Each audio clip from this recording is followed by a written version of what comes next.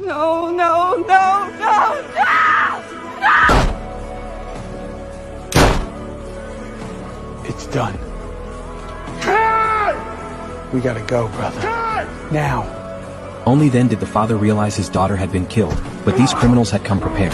He rushed forward and tackled the killer to the ground. Then he ripped off the mask and memorized the face. But the real mastermind wasn't him. The others just drove off and left the scene. The killer knocked the father down and tried to escape, but the police had already arrived. The father struggled to pull himself back up. He held his beloved daughter in his arms. The pain in his heart completely overwhelmed him. Eventually he made it to the hospital covered in blood.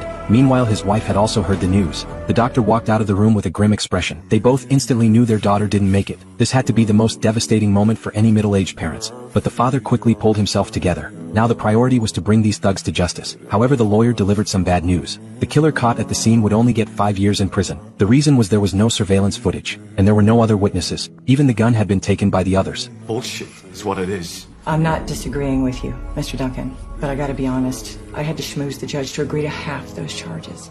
The plea deal makes the most sense. Soon the day of the trial arrived. The lawyer asked him to identify the attacker, but the father just stared silently at the killer. He thought long and hard. No. Settle!